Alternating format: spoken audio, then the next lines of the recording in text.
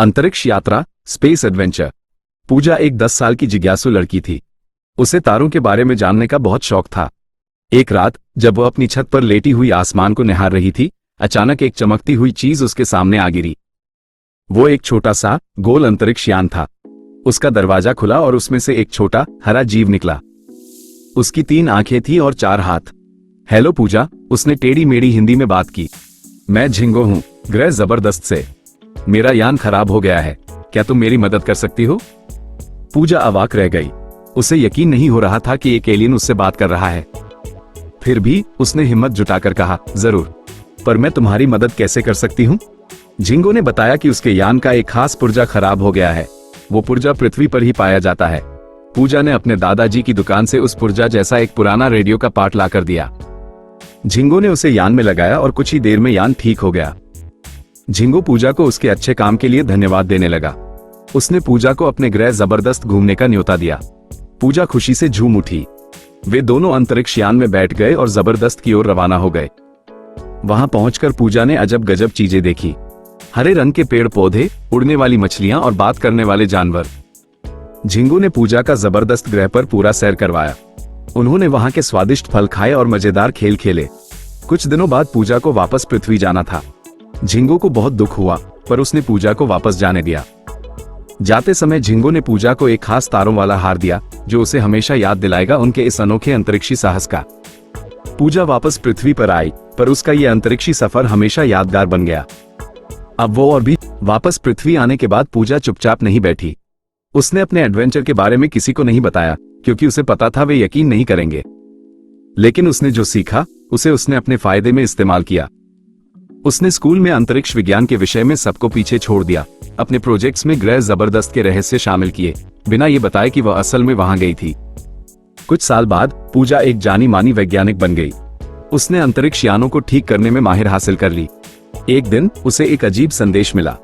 यह वही टेढ़ी मेढ़ी हिंदी में लिखा हुआ था जो झिंगो बोलता था। संदेश में लिखा था, पूजा, जबरदस्त पर मुसीबत, यान खराब, जल्दी आओ। पूजा जानती थी कि उसे क्या करना है। उसने तुरंत एक नया अत्याधुनिक अंतरिक्ष यान डिजाइन किया। ये यान झिंगो के यान से कहीं ज्यादा तेज था। पूजा अपनी टीम के साथ उस यान में सवार हुई और जबरदस्त की ओर रवाना हो गई। ये कहानी का अंत नहीं है, असली एडवेंचर अभी शुरू हुआ है। पूजा को ना सिर्फ जबरदस्त के यान को ठीक करना है, बल्कि वहां पर जो भी मुसीबत है, उसका सामना भी करना है। क्या वह अपने अंतरिक्षी दोस्त की मदद कर पाएगी? क्या उसे कोई नया अनोखा अनुभव होगा? ये जानने के लिए बने रहिए पूजा के अंतरिक्षी कारनामों के अगले भाग के लिए।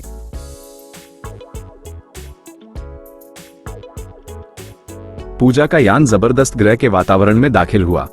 ग्रह पहले जैसा हरा भरा नहीं लग रहा था। हर तरफ धूल का गुबार छाया हुआ था और हवा में एक अजीब सी गंध थी। जमीन पर पहुंचते ही पूजा और उसकी टीम का सामना झिंगो से हुआ। मगर झिंगो पहले जैसा खुश नहीं दिख रहा था। उसका रंग फीका पड़ा हुआ था और आंखों में चिंता साफ झलक रही थी। पूजा, तुम आ गई, झिंगो ने थकाहारी आवाज में कहा। बड़ी मुसीबत है। एक अंतरिक्ष यान दुर्घटनाग्रस्त होकर हमारे ग्रह पर गिरा है। उसमें से कुछ विचित्र जीव निकले हैं। वो हरियाली को नष्ट कर रहे हैं और ग्रह का वातावरण खराब कर रहे हैं। पूजा ने चौंकाते हुए पूछा, वे जीव कैसे दिखते हैं? झिंगो ने बताया, वे काले और चिपचिपे हैं। उनकी आंखें लाल हैं और उनके शरीर से एक दुर्गंध आती है। पूजा को समझते देर नहीं लगी।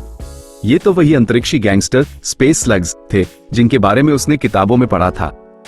ये ब्रह्मांड भर के संसाधनों को लूटने के लिए जाने जाते थे। हमें जल्दी कुछ करना होगा, पूजा ने दृढ़ निश्चय के साथ कहा। इन स्लग्स को रोकना है, नहीं तो पूरा ग्रह बर्बाद हो जाएगा। झिंगो ने पूजा को बताया कि ग्रह के केंद्र में एक विशाल क्रिस्टल है जो जबरदस्त की ऊर्जा का स्रोत है। स्लग्स इसी क्रिस्टल को चुराने की कोशिश कर रहे थे। पूजा को अपनी टीम के साथ मिलकर स्लग्स को रोकना था और क्रिस्टल को बचाना था। क्या पूजा और उसकी टीम स्लग्स को हरा पाएंगी? क्या वो जबरदस्त ग्रह को बचा पाएंगी? ये जानने के लिए बने रहिए पूजा के अगले अंतरिक्षी कारनामों के लिए। पूजा ने झटपट प्लान बनाना शुरू किया। उसने अपनी टीम को स्पेस स्लग्स की कमजोरियों के बारे में बताया। तेज रोशनी और तेज आवाज उन्हें बर्दाश्त नहीं होती। इस जानकारी का इस्तेमाल करते हुए पूजा ने अपने स्पेसशिप की स्पॉटलाइट्स को तेज कर दिया और साथ ही साथ एक तेज सोनिक बूम पैदा करने वाले हथियार को सक्रिय किया। चमकती रोशनी और तेज आवाज से परेशान होकर स्लग्स इधर उधर भागने लगे। पूजा ने मौका का फायदा उठाया और अपनी टीम को क्रिस्टल की रक्षा के लिए तैनात किया। टीम के सदस्यों ने लेजर राइफलों से लैस होकर स्लग्स को वहीं रोकने की कोशिश की। लड़ाई आसान नहीं थी। स्लग्स की चिपचिपी त्वचा की वजह से लेजर राइफलों की किरणें उन पर ज्यादा असर नहीं कर पा रही थी। तभी झिंगो एक विचार लेकर सामने आया। वो चिल्लाया, पानी, उन्हें पानी से मारो। झिंगो की बात मानते हुए पूजा ने अपने स्पेसशिप के वाटर टैंक को खोल दिया। तेज पानी का फव्वारा स्लग्स पर गिरा। पानी की बौछार से उनका चिपचिपा शरीर बेकार हो गया और लेजर राइफलों की किरणें उन्हें मारने लगी। धीरे धीरे स्लग पीछे हटने लगे। आखिरकार हार मानकर वो अपने दुर्घटनाग्रस्त जहाज की तरफ भागे और वहां से अंतरिक्ष की गहराई में गायब हो गए। पूजा और उसकी टीम ने जबरदस्त ग्रह को बचा लिया था। ग्रहवासी खुशी से झूम उठे। झिंगो ने पूजा का दिल से आभार व्यक्त किया। उसने कहा, पूजा, तुम हमारी ग्रह की रक्षक हो। पूजा को खुशी थी कि वो जबरदस्त की मदद कर पाई। वो जानती थी कि यह उसका आखिरी अंतरिक्षी कारनामा नहीं होगा। ब्रह्मांड के रहस्यों को जानने और अंतरिक्ष की रक्षा करने का उसका सफर अभी जारी था।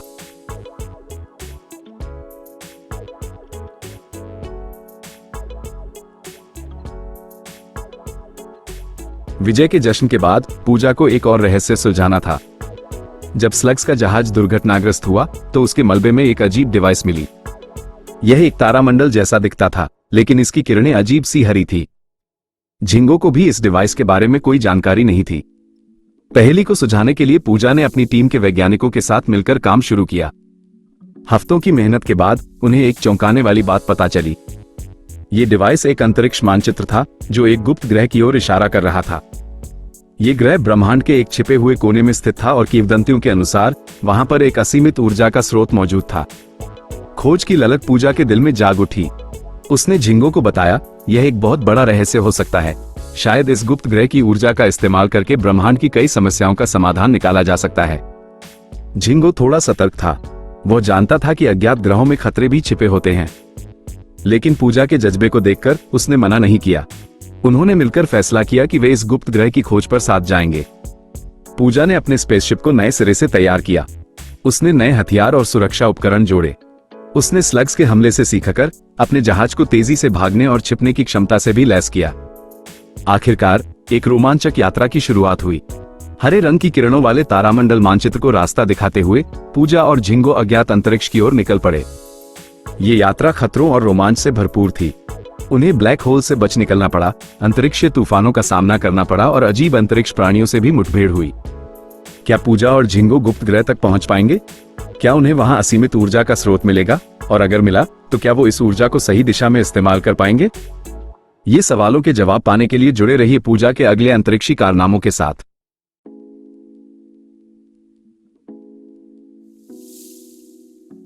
हफ्तों के सफर के बाद हरे तारामंडल ने अपनी किरणों को तेज कर दिया।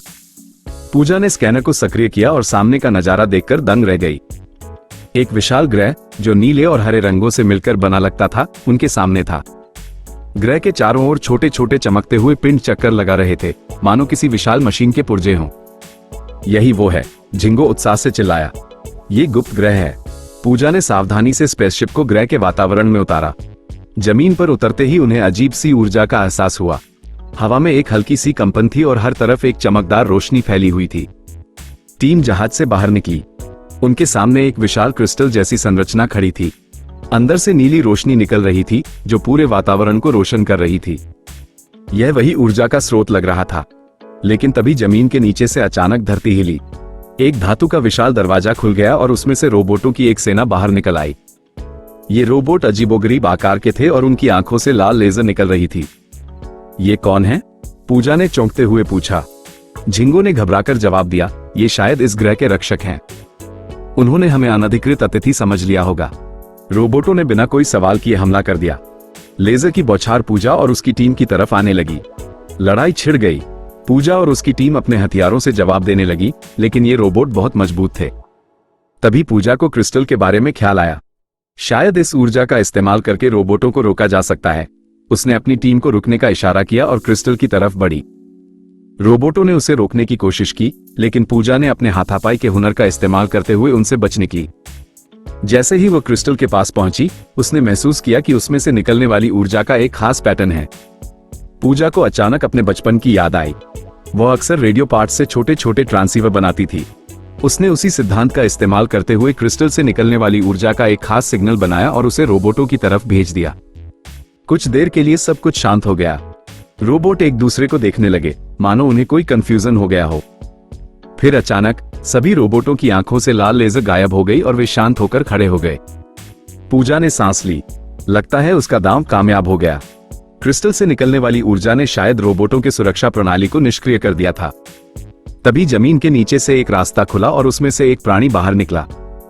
ये प्राणी धातु और ऊर्जा से मिलकर बना हुआ लगता था। उसकी आकृति इंसानों जैसी थी, लेकिन उसकी आंखों में नीली रोशनी चमक रही थी। ये ग्रह का संरक्षक था। उसने पूजा और उसकी टीम को देखकर सिर झुकाया और टेलीपैथिक संदेश भेजा, आपका स्वागत है। आपने क्रिस्टल की भाषा समझी, इसका मतलब आप शांति के दूत हैं। पूजा ने भी टेलीपैथिक संदेश का जवाब दिया, हम किसी को नुकसान पहुंचाने नहीं आए हैं।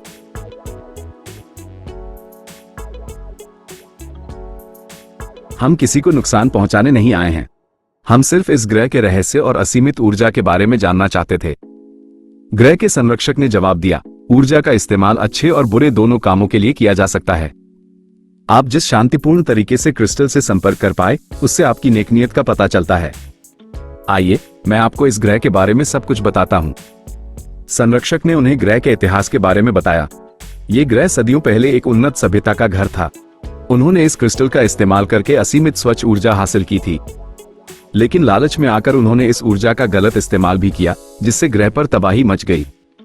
अंततः उन्होंने खुद को नष्ट कर लिया और सिर्फ संरक्षक और क्रिस्टल ही बचे रह गए। पूजा और उसकी टीम संरक्षक की बातों को ध्यान से सुन रही थी। उन्हें एहसास हुआ कि इस असीमित ऊर्जा के साथ कितनी सावधानी बरतनी जरूरी है।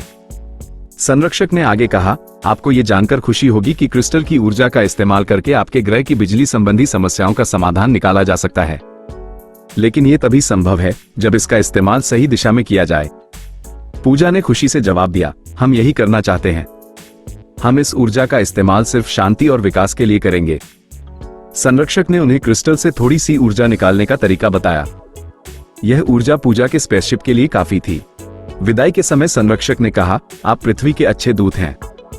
इस ऊर्जा का बुद्धिमानी से इस्तेमाल करें और ब्रह्मांड में शांति फैलाएं। पूजा ने आभार व्यक्त किया और वहां से पृथ्वी की तरफ वापसी की यात्रा शुरू की। रास्ते में वे इस ऊर्जा को पृथ्वी पर इस्तेमाल करने की योजना बना रहे थे। पृथ्वी पर वापसी के बाद पूजा ने वैज्ञानिकों के साथ मिलकर इस ऊर्जा का इस्तेमाल करके एक नया स्वच्छ ऊर्जा का साधन बनाया। इससे पृथ्वी पर प्रदूषण कम हुआ और बिजली की समस्या भी दूर हो गई।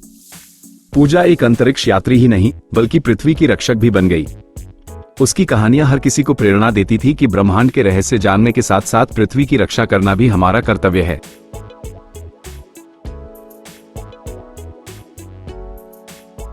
पूजा की कहानी यही खत्म नहीं होती।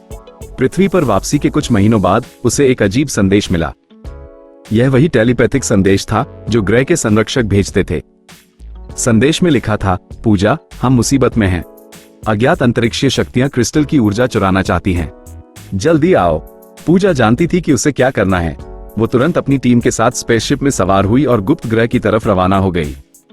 रास्ते में उसने पाया कि अंतरिक्ष में कई सारे विचित्र जहाज घूम रहे हैं। ये वही अज्ञात शक्तियां थी जिनका जिक्र संदेश में था। पूजा को पता था कि सीधे हमला करना खतरनाक होगा। उसने एक तरकीब सोची। उसने अपने स्पेसशिप को छिपा लिया और गुप्त ग्रह के संरक्षक से संपर्क किया। उन्होंने बताया कि अज्ञात शक्तियों के जहाजों में एक खास कमजोरी है, वे तेज रोशनी और तेज आवाज सह नहीं पाते। संरक्षक ने भी पूजा की योजना को मंजूरी दी। मिलकर उन्होंने एक जाल बिछाया। जैसे ही अज्ञात शक्तियों के जहाज ग्रह के वातावरण में दाखिल हुए, पूजा ने अपने स्पेसशिप की सारी लाइट्स जला दी और साथ ही साथ एक तेज सोनिक बूम पैदा करने वाले हथियार को सक्रिय कर दिया। तेज रोशनी और तेज आवाज से परेशान होकर अज्ञात शक्तियों के जहाज इधर उधर भागने लगे। ग्रह के संरक्षक ने इस मौके का फायदा उठाया और अपने ऊर्जा कवच का इस्तेमाल करके उन्हें ग्रह से दूर धकेल दिया। अज्ञात शक्तियां हार मानकर भाग खड़ी हुई। पूजा और ग्रह के संरक्षक ने एक बार फिर से ग्रह की रक्षा कर ली थी। विदाई के समय संरक्षक ने पूजा को धन्यवाद दिया और कहा, तुम ब्रह्मांड की रक्षक हो, पूजा। पृथ्वी पर वापस आकर पूजा ने अपनी इस अंतरिक्षी लड़ाई की कहानी सुनाई। हर कोई उनकी बहादुरी का लोहा मान गया। पूजा पृथ्वी की हीरो बन गई। उसने सभी को यह संदेश दिया कि अंतरिक्ष अनंत रहस्यों से भरा हुआ है, लेकिन उसके साथ खतरे भी हैं। हमें मिलकर अंतरिक्ष की रक्षा करनी है और ब्रह्मांड में शांति स्थापित करनी है। अगर आपको पूजा की कहानी पसंद आए तो हमारे चैनल को सब्सक्राइब करें। अंतरिक्ष के रोमांच और रहस्यों से भरपूर कई और कहानियां आपका इंतजार कर रही हैं।